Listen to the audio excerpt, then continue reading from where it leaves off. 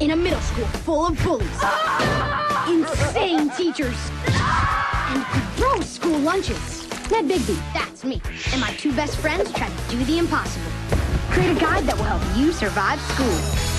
Coming up, looking out, I'll survive, no doubt. Never fear, bring it on, break it down, what's in my way?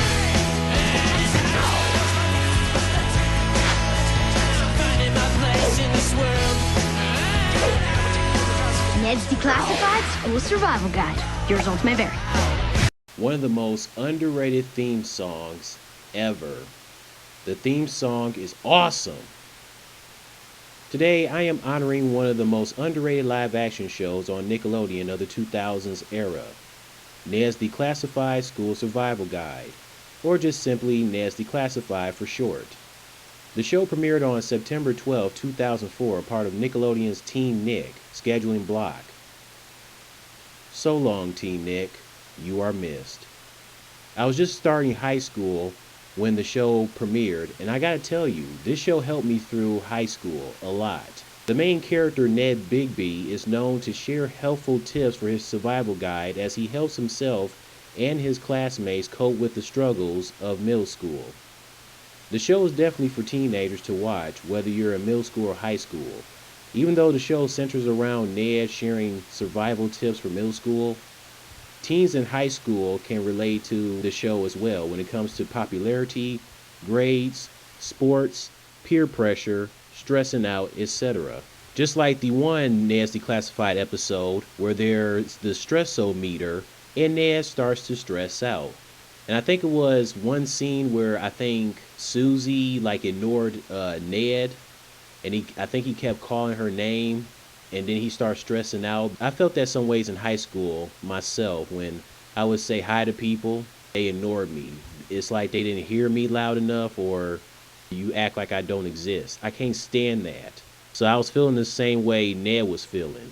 There are also other plots that go on in the show, like Ned's love life. Meet the main protagonist of the show, Ned Bigby, known to share helpful survival tips when helping himself and others. Ned is the most likable, nice, caring character destined to help anyone in need when it comes to surviving middle school. Moving on to his best friends, Jennifer Mosley, or simply known as Mose.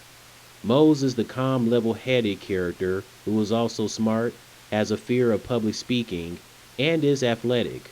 Simon Nelson Cook, simply known as Cookie, is a cyber genius involved in some kind of technological fix, ending up being way too attached to his computers. He is portrayed by Daniel Lee Curtis. For those who were born at least from 2005 to 2009, you mainly know him from Zeke and Luther on Disney XD, and probably had no clue he was on Ned's Declassified before Zeke and Luther, especially if you haven't seen Ned's Declassified. Now to the recurring characters. Susan Crabgrass, simply Susie for short. She is Ned's love interest, his big crush. I can't blame Ned since I also had a crush on her. The actress that portrays Susie, Christina Serratos, still got it going on. Check her out. Oh yeah, that's hotness right there. It was music to Ned's ears when he first laid his eyes on Susie. Day that I met you, girl, I knew that it was something special, but I couldn't put my finger on it. Fuck, I can't sing. Whatever, look. We met the mutual friends, and this is where the story of confusion began. Cause I was at Nirvana, but I had to pretend that I wasn't. In season 1, Susie was gossipy and sometimes mean, but kinder in season 2. Susie and Mose used to be enemies until they became friends, with them sharing common interests. Ned and Susie eventually date and became boyfriend and girlfriend. See these two lovebirds holding hands in both pictures? Go Ned! He was so lucky. On the season 2 season finale, Ned and Mose accidentally kissed each other, making sure Susie would not find out. In the series finale, Ned and Susie are no longer a couple, as both Ned and Mose develop feelings for one another. Gordy, portrayed by the legendary Darren Norris, the voice of Cosmo, Timmy's dad, and Jorgen von Strangle of the Fairly Odd Parents. Gordy is the school janitor, and I gotta say, he is funny. Especially this one line when Cookie asked him if he thinks Lisa Zemo is hot. Gordy just straight up said, I can't answer that since I'm 40. I don't know what Cookie was thinking to ask a grown man if he thinks a teenage girl that Cookie has a crush on is hot. Like, that's just creepy and awkward. It's like, Cookie, hello. She's the same age as you. You guys are teenagers. You're still kids. You're not adults. So I don't see how you think a grown man is going to answer your question and say that he thinks a teenage girl is hot.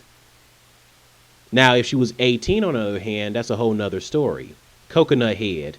He's quiet and cheerful, but is very sensitive by getting upset and scared easily.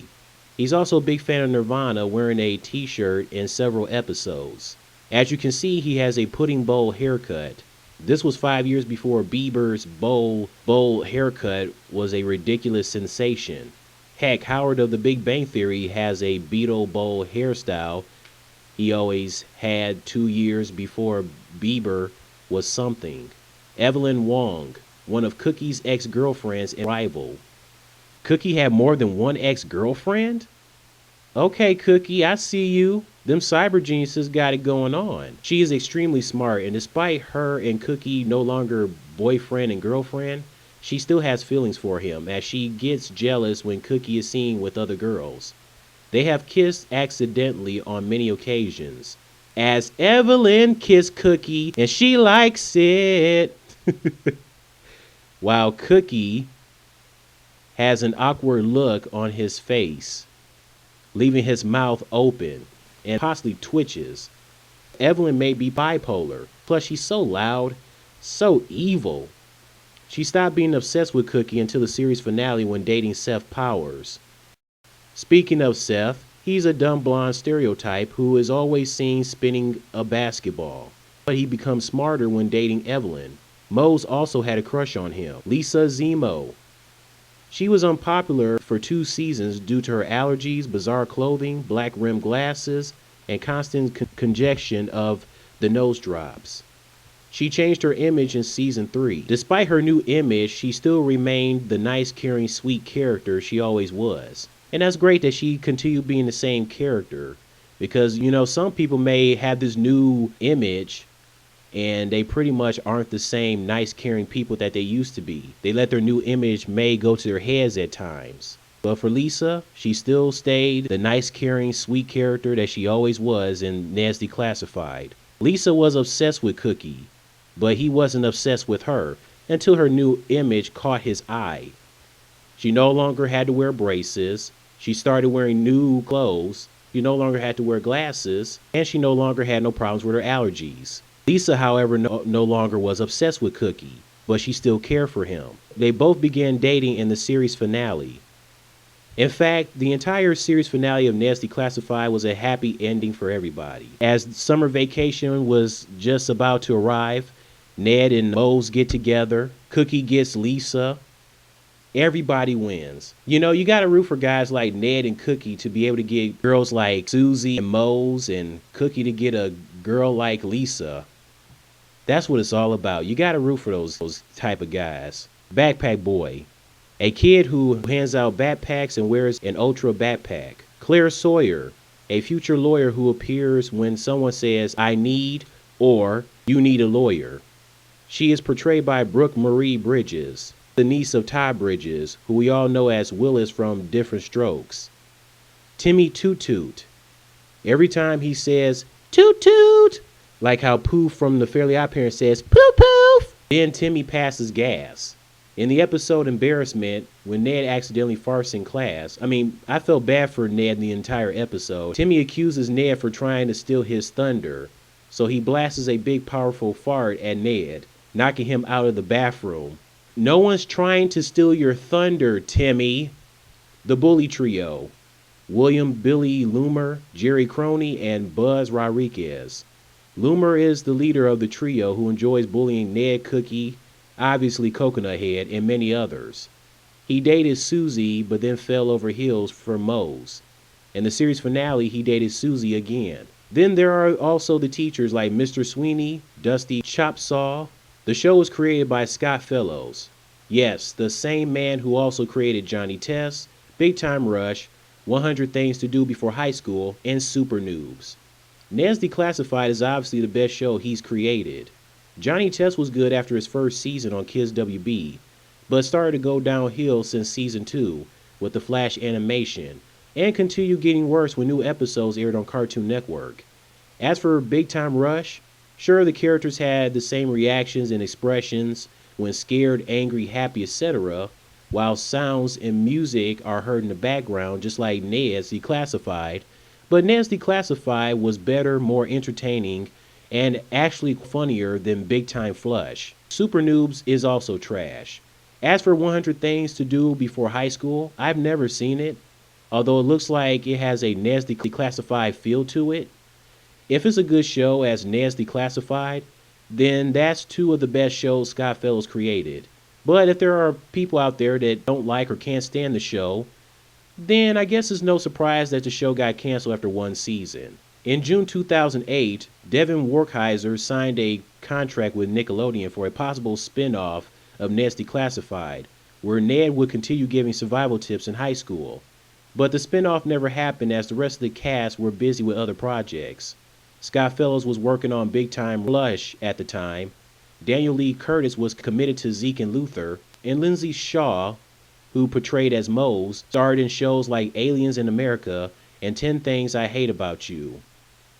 It looks like the spin-off sadly will never happen, especially since the cast who played the teenage characters are in their 20s now. Most of them are in their late 20s, almost 30, or are 30 by now. Devin Werkheiser, Daniel Lee Curtis, Brooke Marie Bridges, Rachel Sybrin, who portrayed Lisa, are all 27.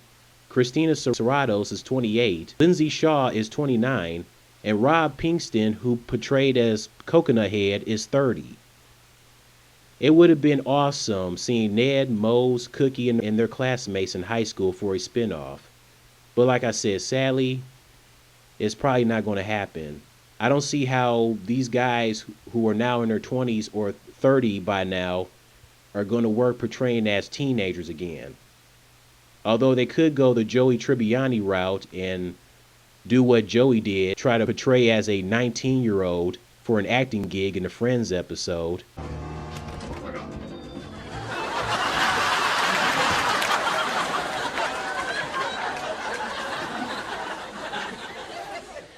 Sup?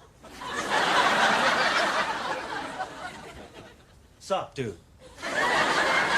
Take whatever you want, just please don't hurt me. So they play a little PlayStation, huh? That's whack. PlayStation is whack. Sup with the whack PlayStation, sup.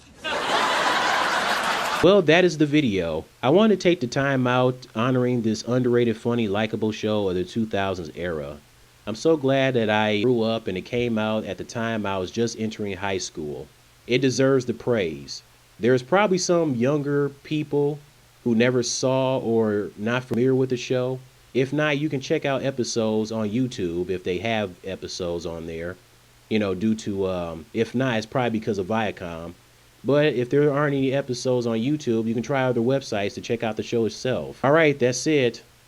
See you later. There go the policeman knocking at my door. Do I leave out the back and grab my wallet and coat? Or do I answer it confused like I don't know? Now me and she held hands and we danced nothing more. She kissed my hand a couple times, FaceTime when we're bored. It's nobody at the door, man, I'm so paranoid.